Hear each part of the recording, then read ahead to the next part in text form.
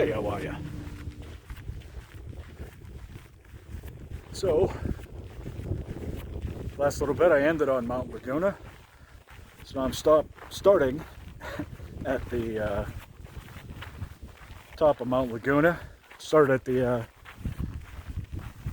Laguna Lodge and heading down from there.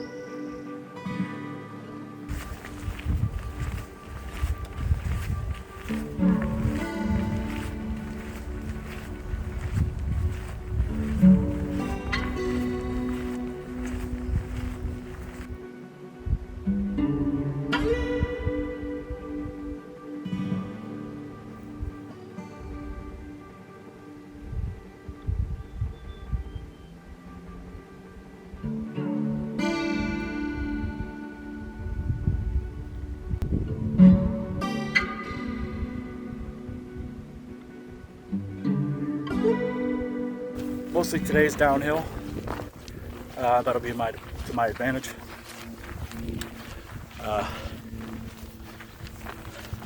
It's gonna get really cold up here tonight,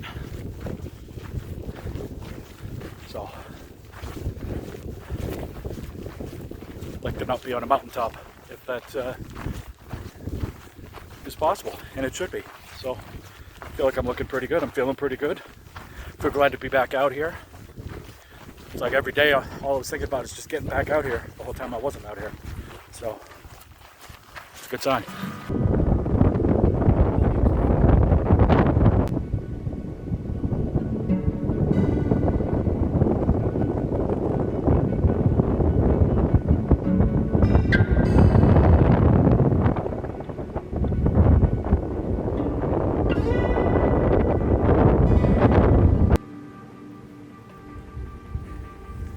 Nice place to sit and eat my lunch.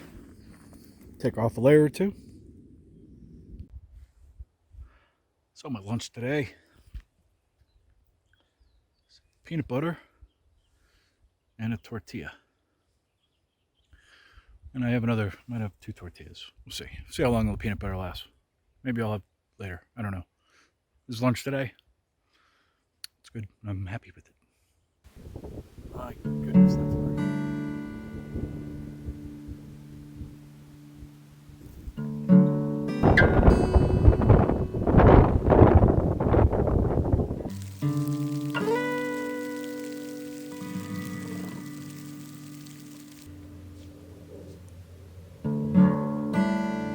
So we got snow on the ground there from last night, or hail or sleet, or I don't know what the difference is. And according to this thing,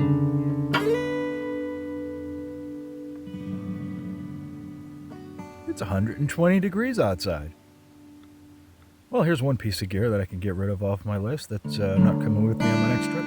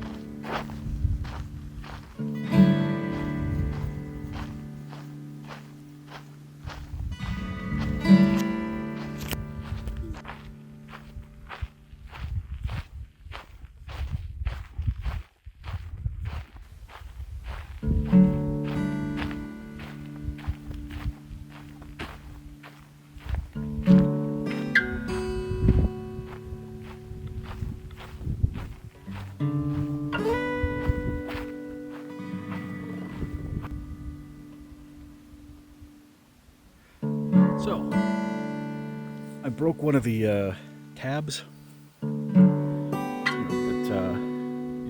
tent door, so you can roll it up off to the side, so you go in and out without having to move the thing out of the way all the time. I broke one of those tabs.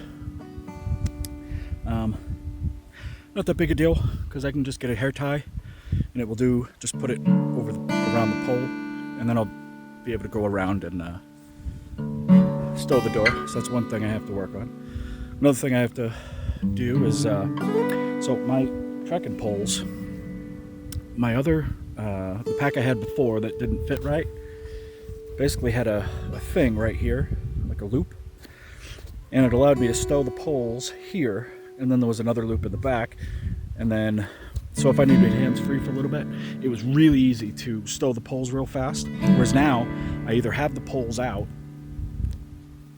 I either have the poles out, or I have to stow them.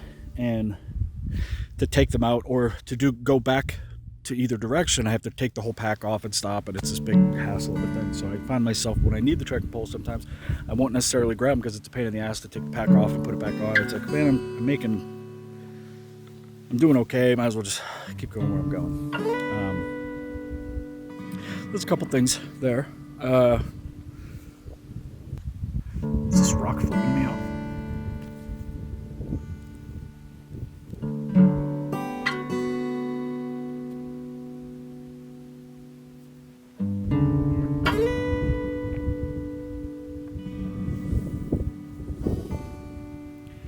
So as I'm about to take a trail that goes this way, hopefully to water. As of 2 days ago, it was dry, which means there was no water, but it's been 2 days. Maybe some good Samaritan left some water. It's only about a quarter mile. I'm going to go check it out. In the meantime, I just want to talk about one of the things I'm trying out this trip is a solar panel. It's only, I think it's 5 watts. And I'm not looking to completely recharge my power bank, because I'm not hooking it to my phone, I'm hooking it to the power bank. Use the power bank at night and then recharge the thing. It seems to be working. I mean, it's charging it up, so from a future on down the trail, it means that I'd have to spend less time sitting in front of a gas station trying to charge my power banks. If I could just avoid that, you know, that's one less hassle thing. And it doesn't weigh hardly anything, so so far it seems worthy. I mean, I'm almost back to a full charge on it. Now here it works because I mean there's so much sunshine. You know, I don't know how viable it would be on the Appalachian Trail, just because you're in the green tunnel for most of the time. So, well, I'm gonna go down and see if there's any water. I'm down to about 1.5 liters of water, and be a while before the next water source, so I'm hoping that somebody is awesome and filled up the water or left some jugs or something. There's a jug, there's an empty jug back here, and part of me thinks I should pick it up, and another part of me thinks somebody that's getting off trail here might take what water they have and they might fill this jug and leave it for somebody. So I get kind of torn on stuff like that. I don't know. I'm gonna go check it out.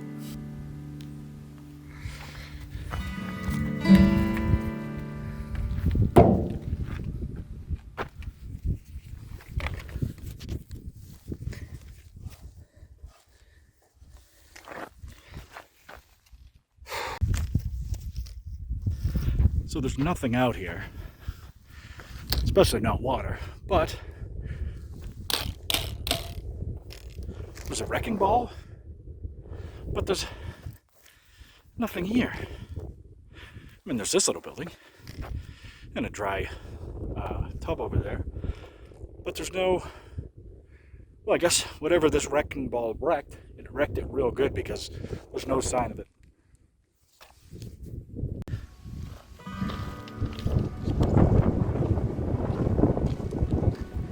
These rocks hurt my feet.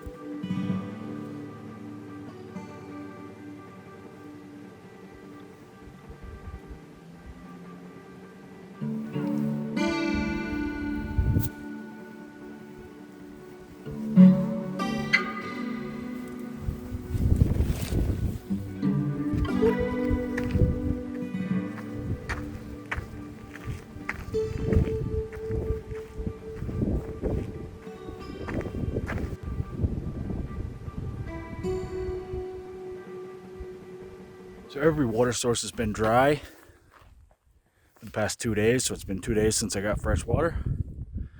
I got a small smart water bottle full of water in emergency. That's all I have.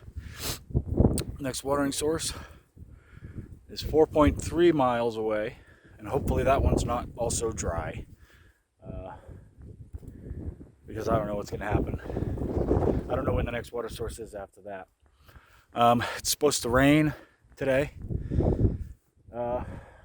According to the weather yesterday, I don't have signal now, so I don't know, but according to the weather yesterday, it's supposed to rain at 4 o'clock. So I've been getting up at like 10:30, leaving, or not getting up, but leaving camp. Today I left about 8. Basically, I've been looking at all the hikers passing me, and pretty much every hiker's been passing me. And I'm saying, what am I doing different than them? Why are they getting so much? They're getting so much more out of their water, so they're getting more miles in a day. And it's not just distance. I think what it is they're crossing greater distance in less amount of time.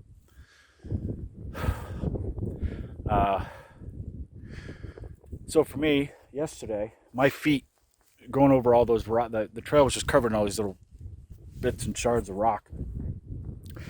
And it's great to prevent erosion, but it's murder on the feet. I don't have blisters or anything like that, but just, your feet, all the muscles in your feet kind of move around to try and keep you stable and all that. And they were just killing me the last maybe three miles that I did yesterday. I did 9 miles yesterday. And today, my right foot on the right side of my heel is still bothering me. The rest of my feet feel all right.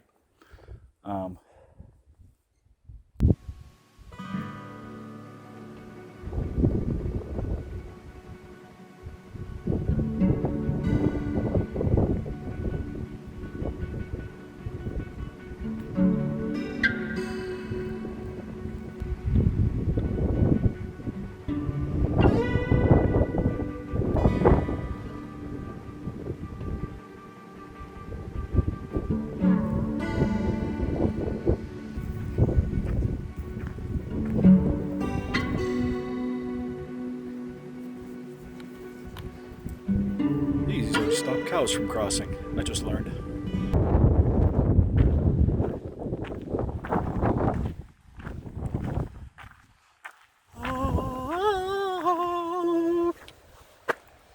Oh, thank goodness for water.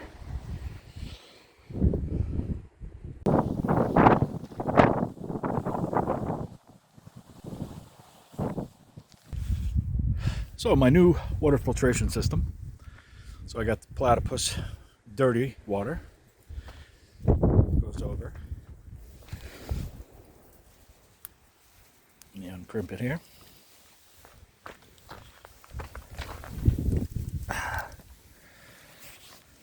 Goes into the Sawyer filter. I get the big one, not the small one. And then I got this part here.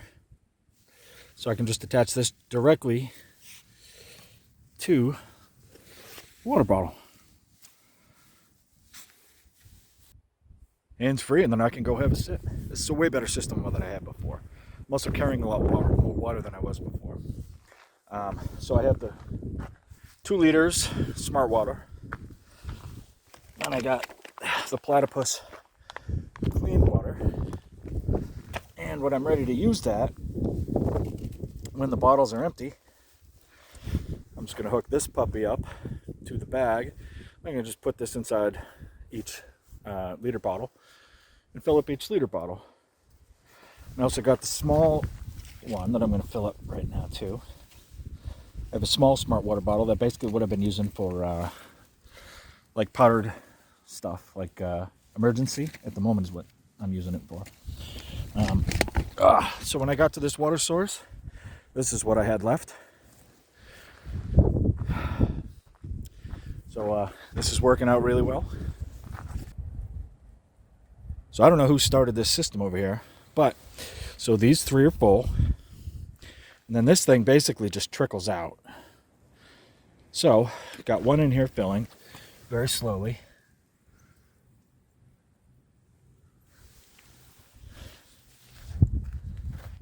So by the time the next people come, it should be good.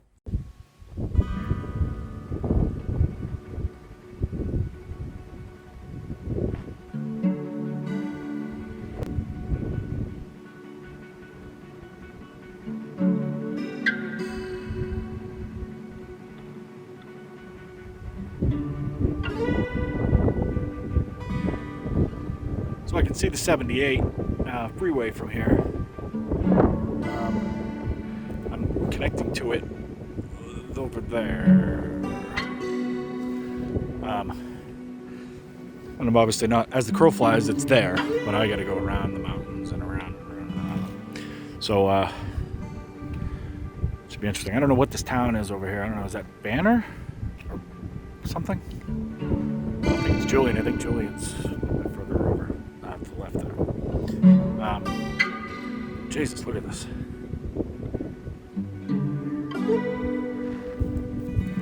This would have been a fabulous place to camp. Look at that view. But I don't want to sleep and wake up with a bunch of ants all over me or all over all my stuff.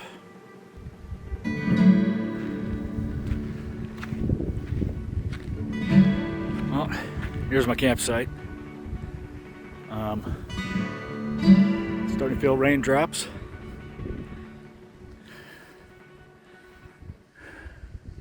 Which means I got my tent set up just in time. I don't know how this site is going to do. Seems like the wind is fucking crazy right here. Put all my stakes down with rocks. Hopefully it's enough and it doesn't drive me off over the cliff or something crazy. I don't know if it's a thing that could really happen with a full-grown adult, but something that's on my mind. So I don't know if this windshield will help or not.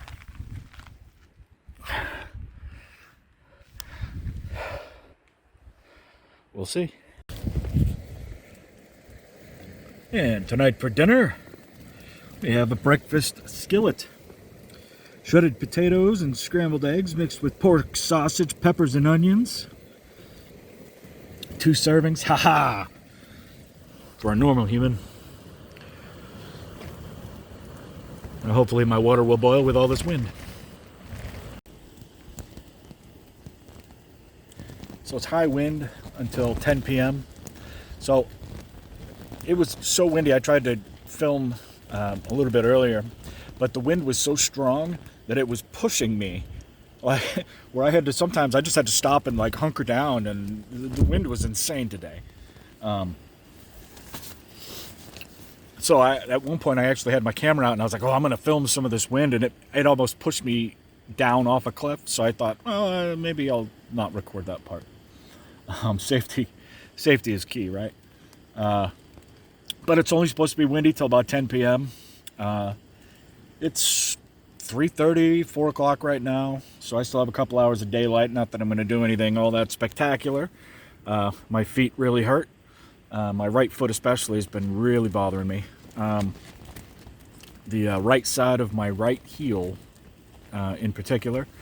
So it's a good thing that I'm leaving the trail tomorrow for a couple weeks, because I would do that anyway because it hurts so much. I would have to get off the trail. But it just so happens that I'm only doing this leg this time. So far, it's like I said, I'm having feet pain, but it's not blisters. So I solved that issue with my sock layers. I have Injinji sock liners, and then I have Darn Tough socks over those, and that solved my blister issue. So now I just need to have more padding inside my Ultra Lone Peak 4.5s, which means I don't know. I'll have to research the what insoles will fit in there that'll give my feet a little bit more comfort, and I think that'll solve that issue. So, you know, these shakedown hikes have been awesome. I've been learning a ton. And I try to talk about it in the videos, because actually these videos I think are more for me than for you, because my memory is so bad, you know, maybe I'll actually remember something.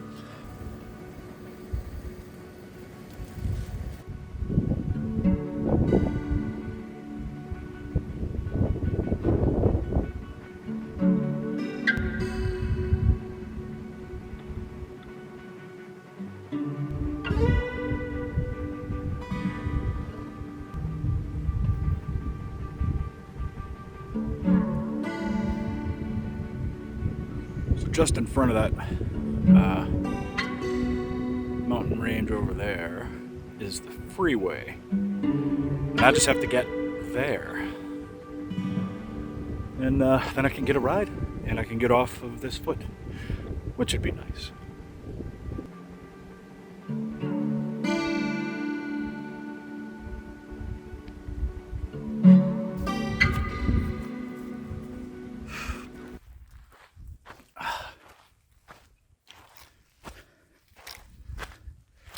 So as I hobble along the last few miles here,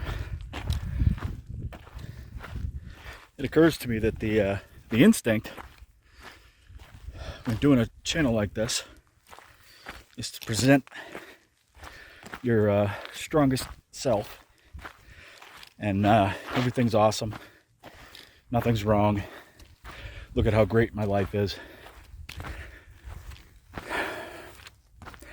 I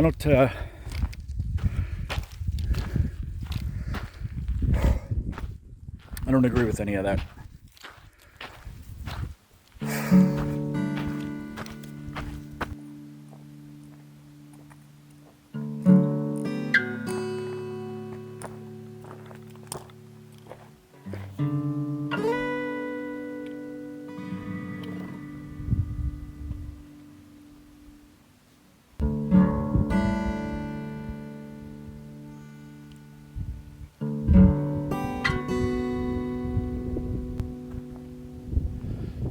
So, there's a road there. I can't get to it because of barbed wire, but I'm going to go up there about half a mile. I'm going to make a right across this road, and over there, and then the parking lot right there. Music that's helped me this leg of the trip. Massive Attack, Mezzanine album. Blind Melon, self-titled, I don't know the name of it, and Rusted Root. That's music. Well, a little bit of Bon Iver also.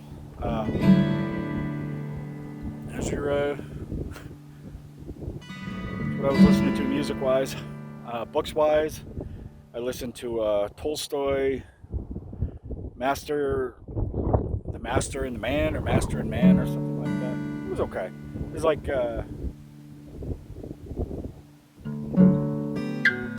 anti-Ayn Rand, or Ayn Rand, or however the hell you say her name. All I know is objectivism was awful, because Ayn Rand lived that way. She was miserable her whole life, and she died miserable and alone. So it didn't obviously do her any good. So I don't know why anybody in this day and age is reading stuff by her and taking any kind of weird lessons from that. It's just nonsense, because it didn't work for her. Why? It doesn't work for anybody. It just makes you alone and think everybody's your enemy, which